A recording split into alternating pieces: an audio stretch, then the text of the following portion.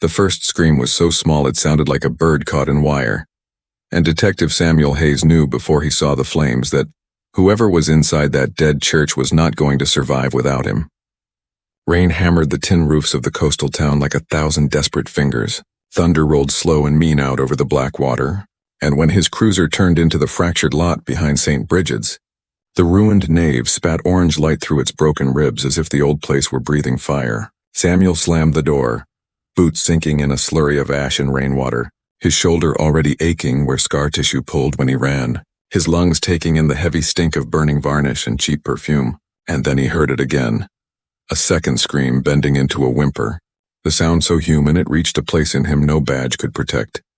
He kicked the side door until the swollen wood tore, heat pummeling his face, smoke moving like a living animal along the ceiling, and through it he saw the first girl crouched behind a pew, eyes shining under a curtain of wet hair, a wrist zip-tied so tight the plastic had bitten purple into the skin. She did not move until he told the police, and even then she only showed him the other wrist, trembling, as if she were asking permission to exist. He cut the tie with his pocket knife and she grabbed his sleeve with both hands like an anchor in a storm. "There are more," she said, her voice a sandpaper whisper, and in that instant Samuel forgot the department protocols, forgot the strained budgets, forgot the way his captain would tally liabilities and chain of custody nightmares, because the oldest oath he knew was not in any manual but in his bones, and it said find them all and get them out. He swept the side rooms, hauling open a storage door to find two girls wedged together between choir robes stiff with soot, then another curled in a confessional like a wounded bird, then two more huddled under the sacristy sink with bloody knees and the blank 1,000-yard stare of children who have been told the world is a trap. 5 became 6 when a cough answered him from behind a toppled statue of a saint, whose stone hand pointed accusingly at the floor. The last girl blinked through smoke with a face so calm it frightened him, as if she had already left her body and was measuring him from the other side. He gathered them in a chain, smallest to tallest, hands linked, and pushed wet air into his chest so he could be the human shield they needed, then took the long way out through the side aisle because the rafters above the nave were starting to groan like old men. Outside, rain hit their faces like applause. The girls collapsed in a circle around him, coughing, crying without tears because the air had taken all the water from them. And the first one, later he would learn her name was Lila, looked up at him with a question that was less about safety and more about time. How long, she meant. How long does safety last? He gave them his coat and then his hat and then his silence, which in that hour felt holier than any prayer, and called in every unit he could, even though he knew the chaos that would follow, knew the questions about why he went in alone, why he touched the scene, why he cut the ties before photographs. He knew the world would bring clipboards and cameras, and then, worst of all, the sharp smiles of people who looked at children like inventory. An ambulance took too long and the fire took not long enough to eat the back hall. And when the flames finally lay down under the hard rain, the church looked relieved to be broken. Social services arrived in a convoy of vans that smelled like lemon cleaner and policy, and a woman with a careful voice asked Samuel for witness statements as if trauma were a form with boxes. He listened to the questions thrown at the girls. Where are your parents? What were you doing here? Do you know those men whose prints we found?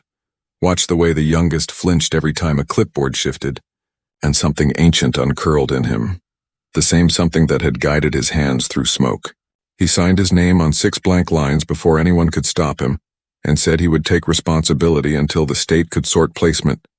And when the careful-voiced woman objected, he said, then write down that I am a licensed foster, which he was not yet. But by sunrise he would be, because the paperwork in this county could move like lightning when a man refused to step aside. At his truck, he looked down at 6 pairs of eyes, reflecting his own tired face, and he felt the familiar ache under his ribs where grief had lived, since the night his wife and unborn daughter slipped from the world like a light cut at the switch. Pain rose in his throat so fast he almost choked on it. Not because these girls reminded him of what he had lost, but because he finally understood what that loss had been preparing him to carry. He crouched until his boots filled with water and told them the only thing that mattered, the only promise he had any right to make. No one will throw you away again, not while I breathe. The words surprised him by how solid they sounded in the rain, as if he had poured concrete in a storm and it had hardened in an instant. 6 faces changed, not into smiles, not into trust, but into something like a negotiation with hope. Samuel drove them through the sleeping town past shuttered bait shops and dark diners to the little blue house on Wren Street that still smelled faintly of his wife's lavender, and there in the kitchen he made peanut butter sandwiches and poured milk into coffee mugs because they had no clean glasses, and the girls ate like sailors home from war. He called the captain, and then he called the one judge who owed him a favor, and by dawn the legal fiction of temporary placement was a legal fact, and the 6 girls lay curled like commas on his living room rug under quilts that had once covered a crib. When the house finally went quiet, he stood in the doorway with the first light turning the rain to silver, and felt the future walk into the room and sit down at his table without asking if there was enough chair for it. He did not know their stories yet, did not know what bruises were hidden or what nightmares would come, but he knew the part he had claimed. He would be the wall that weather hit first. Outside, sirens dwindled and news vans arrived and the town began to whisper the way towns do. But inside, 6 unwanted girls slept for the first time in a place that would not cash them out, and a man who had thought he was finished learned he was only beginning. The first night in Samuel Hayes's house was quieter than any silence he had known in 20 years. The rain had stopped before dawn, leaving the streets washed clean but eerily empty, as if the whole town were holding its breath. The 6 girls slept curled on the living room floor under mismatched quilts, and for a few fragile hours Samuel allowed himself to believe the worst was over. But when the morning sun crept through the curtains and caught the smoke stains still clinging to their hair, he understood that survival had only been the beginning. He made breakfast slowly, pretending not to notice how the girls hovered near the doorways like shadows testing the walls. When he placed the pancakes on the table, none of them moved until Lila, the oldest, sat down first. She was perhaps 16, though her eyes looked older, sharp, and haunted. The others followed her lead, eating cautiously, glancing at one another as if expecting someone to snatch the food away. Samuel kept his voice soft, his questions simple. Did they sleep all right?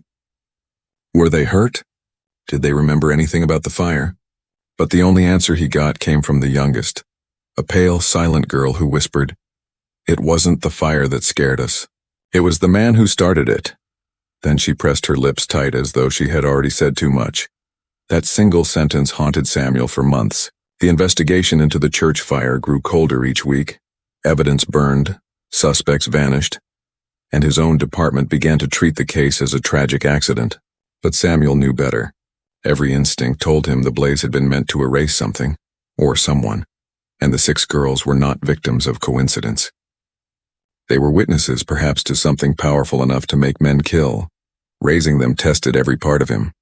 The house that had once held a wife's laughter and a baby's hope became a fortress of unspoken fears. He learned to cook for 7, to braid hair with trembling fingers, to calm nightmares that didn't end when daylight came. Yet for every moment of warmth, a shy smile, a hand slipped into his palm, there came reminders that love could not erase what had been carved into them. June, the second oldest, stole small things and hid them in her pillowcase, always apologizing but never stopping. Ruth flinched from every loud noise. Nora wouldn't look in mirrors. Lila watched him constantly, as if weighing whether his kindness was a trick. Over the years, Samuel built a fragile rhythm, mornings with breakfast and laughter forced through effort, evenings with homework, stories, and the slow miracle of trust returning in pieces. The town began to soften too, though gossip never stopped. A cop with 6 girls, they'd whisper, trouble waiting to happen. But Samuel ignored them. He had lost too much to care about small minds. Then came the first twist, one that cracked their delicate peace. It was June who vanished first. She was 15 by then, restless and defiant, drawn to the edge of things. One winter night she slipped out after a shouting match about a boyfriend twice her age and never came home. Samuel searched every back road, every shelter, every name in his old informant book, but found nothing.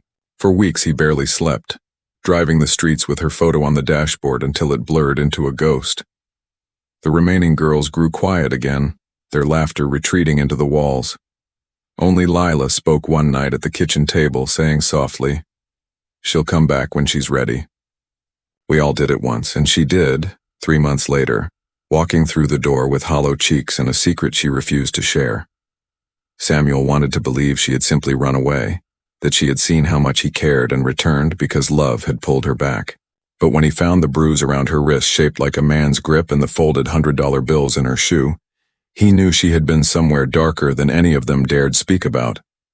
When he asked who hurt her, she looked him in the eye and said, "Don't make me tell you, Sam. If I do, they'll burn something else."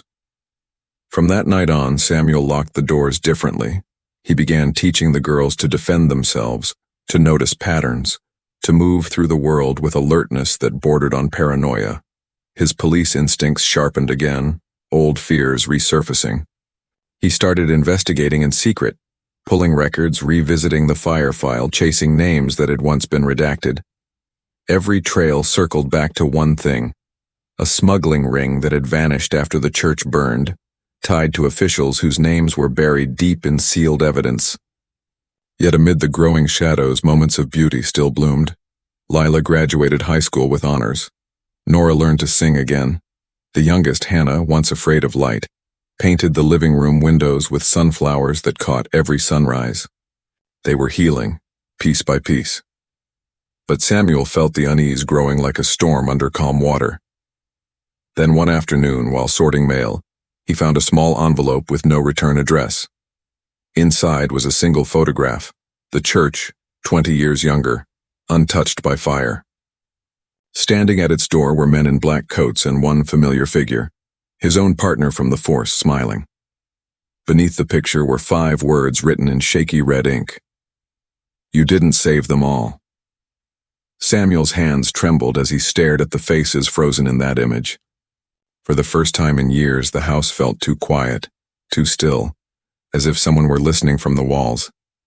He folded the photo, locked it in his drawer, and looked at the 6 women his girls were becoming. None of them knew what ghosts had just walked back into their lives. But Samuel did. The past had not forgiven him. It had only been waiting. The summer heat that year was heavy and strange, the kind that made the sea smell sharper and the nights stretch longer than they should. Samuel Hayes had retired from the force 2 months earlier, his badge tucked away in a drawer like a forgotten relic, but peace refused to settle. He'd spent half his life chasing danger. Yet now, with the 6 women he'd raised living scattered lives across the country, it was the quiet that unnerved him most. Every creak in the house, every gust of wind against the shutters, felt like a whisper of unfinished business. Then the letters began to arrive. One each week, always unmarked, always typed, always ending with the same phrase: "You didn't save them all." At first, he told no one. He'd survived darker threats before, and some part of him believed this was just the echo of an old case trying to die out. But when the 4th letter came with a photograph of his mailbox taken from across the street, he called Lila. She was 35 now, a successful defense attorney in Chicago. But the moment she heard the tremor in his voice, she booked a flight home. Within days, the others followed. June, with her wild, defiant energy, dulled but not gone. Ruth, quiet and watchful, still carrying her nurse's calm. Nora, now a journalist with the hunger for truth that sometimes frightened him. Hannah, the painter whose hands always seemed to tremble when she spoke about the past. And Mary, the second youngest, an ex-soldier who never stopped scanning doorways. Their reunion should have been joyful, but it wasn't. They hugged like strangers who remembered how to love but had forgotten how to show it. The house, once full of laughter and warmth, now pulsed with tension, old ghosts walking between them. Samuel tried to smile, but the photograph on the table, his mailbox under foggy dawn light, drew every gaze. Lila picked it up, her expression unreadable. "Dad," she said quietly, "who would send this to you now?" He opened his mouth, then stopped. The truth was not a simple thing anymore. "Someone from a long time ago," he said. "Someone who knows what happened at the church." The room stilled. The girls, no, the women, exchanged looks like cards being turned in a game they'd sworn never to play again. It was Hannah who spoke first, her voice barely above a whisper. "You said we didn't have to remember that night." "I said you didn't have to relive it," Samuel corrected softly. But forgetting and surviving aren't the same thing. That night, after everyone went to bed, Lila stayed awake in the kitchen. She pulled out Samuel's old case files, the ones he'd kept locked for decades, and began reading under the yellow light of the lamp. Most of the pages were faded, burned at the edges, names blacked out. But there was one report that froze her cold. The official record listed 7 girls rescued from the fire, not 6. The 7th column, name, unknown, status, missing. She read it again, her breath catching. 7. There had been 7. But where was she now? Why had Samuel never told them? And why did the letters say you didn't save them all? Morning came heavy and thick. Over coffee, Lila confronted him. Who was the 7th girl? She demanded, her voice steady but her eyes raw. Samuel's spoon stopped mid-stir. The clink of metal on porcelain filled the silence. She didn't make it, he said finally. At least that's what I told myself, but the truth is, I never found her body. June slammed her cup down. You mean she could be alive? I don't know, Samuel whispered. Back then, everything was chaotic. There were people who wanted those files buried. I was ordered to stop digging, and I did because I had 6 of you to protect. You were all I could save. The words hit the room like a blade. For a long moment, no one spoke. Then Ruth said, What if she's the one sending the letters? It was the question they all feared to ask but couldn't ignore. Lila folded the letter between her fingers. If she is, then she's alive, and she knows something we don't. That night, Nora sneaked into Samuel's study. Her journalist instincts had never faded. She scanned every folder, every photograph, until she found something taped beneath the bottom drawer. A small cassette labeled Confidential, St. Bridget's 2002. Heart pounding, she took it upstairs to her room and pressed play on an old recorder. Static filled the air, then a voice, Samuel's younger voice, tense, determined. Unit 9 to dispatch, fire spreading faster than expected. 6 located. Repeat, 6 alive. Possible 7th still inside. Female, age unknown. Will attempt re-entry. Then, faintly in the background, another voice, a child's, crying his name. The tape ended with a crash and silence. Nora stared at the recorder, her chest tight. The voice calling for him wasn't just frightened. It was angry. The next morning she didn't tell the others. Not yet. She needed time to think, to understand. But she couldn't shake the feeling that the 7th girl hadn't died in that fire. That she'd survived and that she'd been watching them ever since. Outside, the wind off the ocean howled like a memory refusing to stay buried. Samuel stood at the window, the letter spread across the table behind him, and whispered to no one. If you're out there, I'm sorry. But somewhere unseen a camera shutter clicked, and miles away in a dim apartment lined with newspaper clippings of Samuel Hayes and 6 smiling women he called his daughters, a woman with burned scars across her neck whispered back, You will be. The storm rolled in without warning, lightning cracking across the bay, the kind of weather that made the old house groan like it remembered too much. Samuel Hayes sat in the darkened living room, the cassette player still on the table where Nora had left it, its tiny red light blinking like a heartbeat. He hadn't told the girls she'd found it. He didn't have to. The house was filled with whispers now, rooms thick with suspicion. He could feel them watching him, the daughters he'd raised from ashes, each of them wondering if the man who saved them had also lied to them all along. Lila was the first to confront him. Dad, stop protecting us, she said, standing in the flickering light of the storm. We deserve to know what you did. Samuel looked at her the way he used to look at suspects, steady, silent, reading the small movements of guilt and fear. What I did, he said, was save your lives. By hiding another girl's. Lila shot back. The silence that followed cracked louder than thunder. He didn't answer, and that told them everything. It was June who snapped next. You let us live our whole lives thinking we were safe while she, whoever she was out there. You think that makes you a hero? Samuel stood, the weight of 2 decades on his shoulders. I think it makes me a man who made a choice. You don't know what those men were capable of. That night wasn't just a fire, it was a purge. Someone wanted every trace of that operation gone. If I hadn't gotten you out, none of you would have seen daylight again. But she did, Nora said quietly from the doorway, holding the cassette. The seventh girl. You said you never found her body. But what if she lived? And she's the one sending the letters. Samuel's jaw tightened. He didn't deny it. The next day, the women decided to find out for themselves. Lila led the charge, using her connections to pull the original case files from police archives. What they discovered shook them.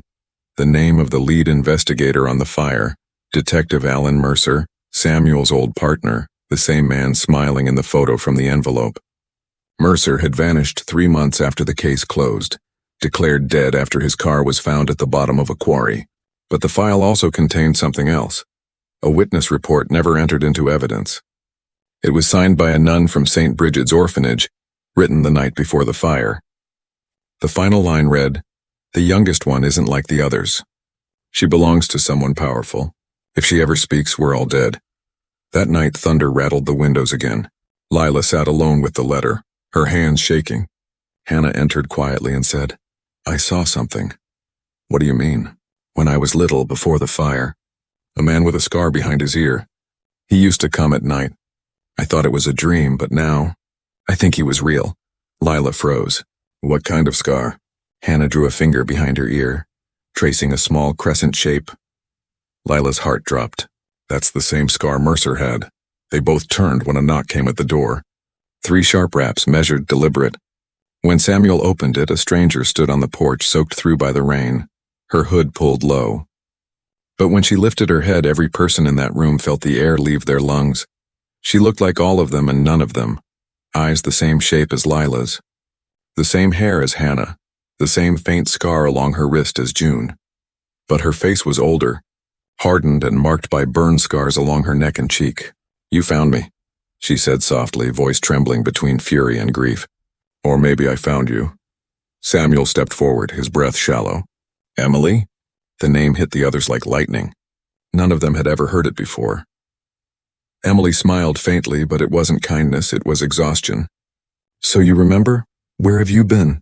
Samuel asked, her eyes darkened. "Buried under the truth you burned."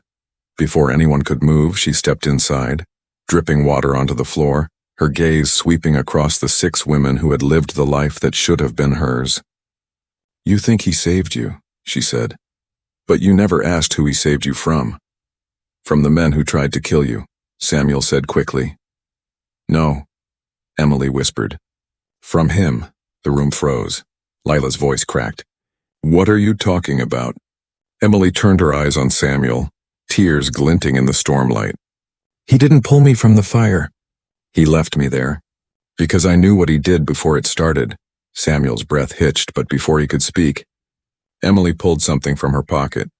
A lighter, old and tarnished, engraved with the initials SH. She flicked it open, the flame trembling. "This was yours," she said. "I found it in the church after the fire. You dropped it when you lit the first pew." The girls gasped, horror slicing through the air. Samuel's face went white. "That's not true," he said, voice breaking. "I went in after the explosion." Emily's hand shook, but her eyes were steady. "You set that fire to destroy evidence. You killed them to cover what you found." Lightning shattered the window behind her, glass spraying the floor. Hannah screamed. Lila grabbed the lighter, slamming it shut. "Stop it, everyone stop." But the truth, or something that looked like it, hung between them like smoke that wouldn't clear. Samuel stood silent as his 6 daughters stared at him, each seeing a stranger where their father had been. Emily stepped back toward the door, her silhouette framed by the storm. "I didn't come here for forgiveness," she said. "I came to finish what you started." Then she was gone, swallowed by the rain, leaving the house trembling with a silence so deep it felt alive. When the thunder faded, Samuel whispered the first words any of them had heard from him in minutes. "If she's right," he said, "then none of us are safe." Outside, the waves crashed against the shore. Inside, 6 women realized they might not know who had saved them, or who had burned them alive. The house no longer felt like home. By morning, every room had turned into a chamber of doubt, the air thick with fear and unspoken questions. The storm had passed, but its echo clung to the walls, The smell of wet wood, the hum of tension that refused to die. Samuel Hayes sat at the kitchen table with his hands clasped, staring at the tarnished lighter Emily had thrown onto the floor. His initials glinted faintly against the morning light, as if the metal itself were trying to confess. Lila stood at the window, arms crossed, watching the horizon where the ocean met the mist. "She's not lying," she said finally. "You hesitated when she said your name. You knew her. You still do." Samuel's voice came low, rough. "I knew a girl who didn't want saving," June scoffed. "That's a convenient story. What are you not telling us?" He looked at them, all 6 women, his life's work, his redemption, and saw nothing but distrust staring back. "You want the truth?" he said. "Then stop interrupting." He took a deep breath, the kind that drags ghosts out from the ribs. 20 years ago, the department was running an undercover sting. We were tracking a trafficking network. Judges, politicians, cops, all involved. St. Bridget's was one of their drop sites. The fire wasn't part of the plan. Emily was. She wasn't just a victim. She was the key. The daughter of one of the men behind it. They used her to lure in the others. I found the girls, but when I went back for her, she was gone. "I thought she died." "You thought," Lila said sharply. "Or you made sure?" Samuel's fist hit the table so hard the lighter jumped. "I tried to save her. You think I could live with this if I hadn't?" He pushed his chair back and walked to the window. "I burned that church. To destroy the files tying you to those men. They had your names, your pictures. If they'd known any of you were alive, you'd have been hunted down before you could speak." The room fell silent, grief and confusion braided together. For the first time, Samuel's voice cracked. "I didn't light that fire to kill her. But maybe I did kill her another way, by leaving her behind." Lila turned away, tears burning her eyes. "And now she's come back to finish what the fire didn't." Nora's phone buzzed on the table. She picked it up, froze, and whispered, "It's from an unknown number." She pressed play on a voicemail. Emily's voice came through the speaker. Calm, deliberate, haunting. "You've all lived the life that was meant for me. I've waited 20 years for the truth to burn clean. Meet me at the church ruins tonight alone. Bring him. If you want this to end, come see what he started." The message ended in static. The women stared at one another, the decision forming without words. "We're not letting him go alone," Mary said firmly. "If this is a trap, we'll handle it together." Samuel shook his head. "No, you're not part of this war." "Dad," Hannah said softly, "we've been part of it since the night you found us." Even he couldn't argue with that. They spent the day preparing, the house turning into a command post. Mary cleaned her old service pistol, her hands steady. Lila pulled old police maps of the area. Nora loaded her camera and recorder. June hacked into county archives to trace Emily's movements. Hotel stays, vehicle sightings, an address linked to a false name. Ruth packed a first aid kit. Hannah, trembling but determined, painted a symbol on their forearms, a small flame crossed by a tear. "So we remember," she whispered, "that fire destroys and saves." As dusk fell, they drove in silence toward St. Bridget's, the ruins nothing more than black ribs jutting from a sea of weeds. The air smelled of rain and smoke, the ghosts of that night still alive in the soil. When they stepped out, lightning flashed behind the broken steeple, throwing their shadows across the ground. Emily was already there. She stood in the center of the old nave, a lantern beside her, her face pale beneath the flicker. "I knew you'd come," she said, eyes locked on Samuel. "You always come to finish things." "Emily," he said quietly, "you don't have to do this." She laughed, a sound cracked with pain. "Don't I? You built your life out of my ashes. You turned my suffering into your sainthood." Lila stepped forward. "You're wrong. He saved us. He gave us a life." Emily's gaze slid to her, trembling with emotion. "And what did he take from me? Do you know what it's like to wake up in a hospital with your skin burned off and your name erased? To hear that the man who left you there became a hero? I spent 20 years in the dark waiting for someone to tell the truth." Samuel's voice was almost a whisper. "Then tell it." Emily's eyes glistened. "I already have."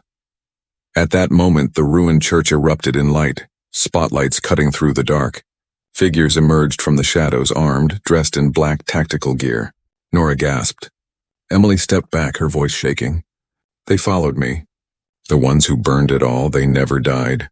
Gunfire cracked through the night. Samuel shoved Hannah to the ground, pulling his old revolver from his coat. The daughters scattered behind broken pews. Emily fell to her knees beside Lila, whispering, "I didn't mean to bring them. They were watching me." Bullets tore through the air. Samuel returned fire, his eyes blazing with something fierce and final. "Get them out!" he shouted to Mary, who dragged two sisters toward the exit. But Lila wouldn't move. She grabbed Emily's hand and screamed, "If you want redemption, help us save him." Emily nodded, tears cutting through soot. Together they crawled toward Samuel as he emptied his revolver into the darkness. Outside, sirens wailed in the distance. Inside, the flames began to rise again, licking the old timbers, hungry for another ending. And as the roof began to groan, Samuel looked at the daughters he'd saved, the one he'd lost, and whispered through the smoke, "This time, I'm not leaving anyone behind." Then the ceiling gave way. The sound of collapsing timber roared like thunder, swallowing the night whole. The roof of St. Bridget's finally gave way, a storm of sparks and smoke curling into the rain. The world shrank to noise, heat, and fear. Samuel Hayes hit the ground hard, the impact ringing through his bones, but when he opened his eyes and saw his daughters, his 6 girls, still moving, still breathing, he found the strength to crawl. The air burned in his lungs, the firelight painting the ruins gold and red, and for one unbearable instant he thought he saw his wife's face in the smoke, smiling through the chaos as if to say, "You did what you came to do." Lila was pulling Hannah toward the doorway when she saw Emily stumble, clutching her side. Blood bloomed through the fabric of her coat. "Dad!" Lila screamed. Samuel pushed up on one arm, dragging himself toward the woman who had come to destroy him but instead bled at his feet. "Stay with me," he said, pressing his hand over the wound. Emily's lips twisted into something between a smile and a sob. "You never stopped saving people, did you?" Outside, the wail of sirens grew closer. The surviving gunmen, those who hadn't been swallowed by the flames, were already fleeing into the trees. The daughters carried one another through smoke and mud until they reached the field beyond the ruins. Only when they turned back did they realize Samuel and Emily were still inside. "Dad, please," Hannah cried, starting forward, but Mary held her back. The flames rose again, the church's bones collapsing into a final roar. Then, just when hope broke, Samuel emerged through the doorway, half carrying, half dragging Emily. His shirt was burned, his face streaked with ash, his arm bleeding. The daughters ran to him, their tears cutting through soot as the sirens converged and the first drops of rain began to fall. The paramedics worked quickly, but Emily was fading. She gripped Samuel's wrist with surprising strength. "There's something you still don't know," she whispered. "About that night." Samuel leaned close, his voice trembling. "Tell me." "I wasn't supposed to die," she said, her breath hitching. "They set the fire because I tried to warn you. I was the one who called the police. I thought if I gave them the files, they'd protect us. But Mercer, your partner, he found out. He started it before you got there." Samuel froze. "Mercer?" "He framed you," Emily whispered. "He made sure your lighter was found near the altar.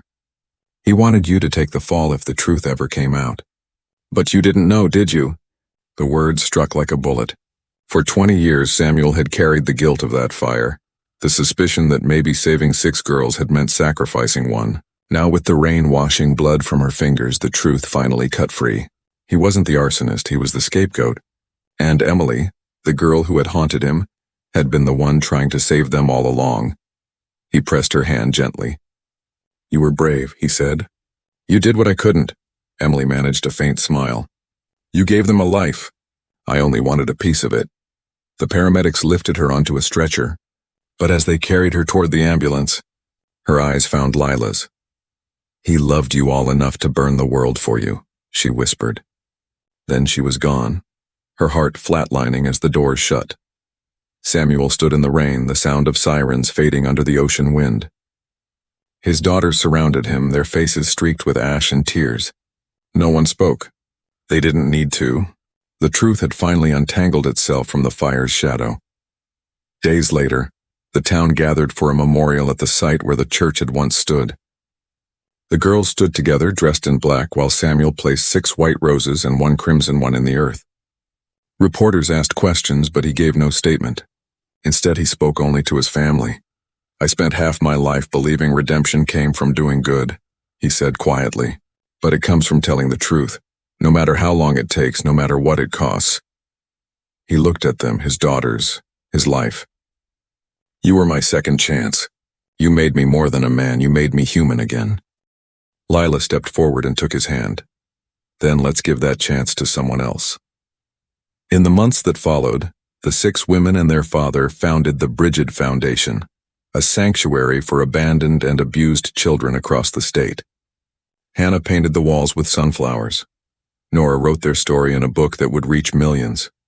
Ruth became the first director, while June ran outreach in the streets she once feared to walk.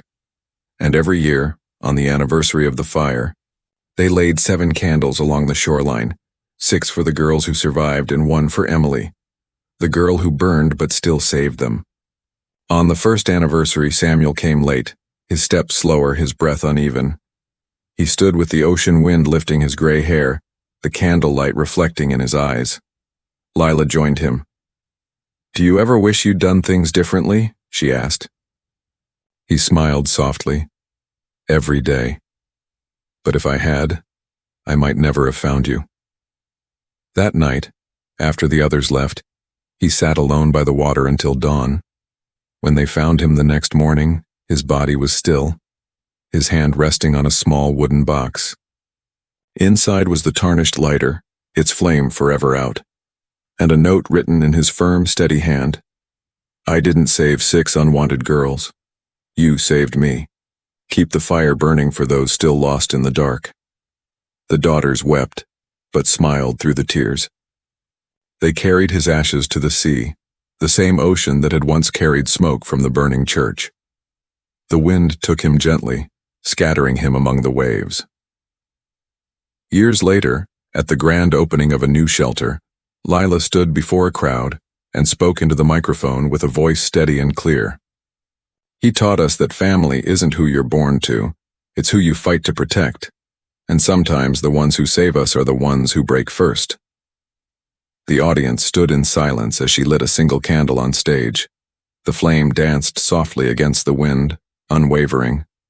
In its light, the story of Samuel Hayes, cop, father, flawed savior, finally found peace. And for the first time since that night 20 years ago, the fire burned not to destroy, but to heal.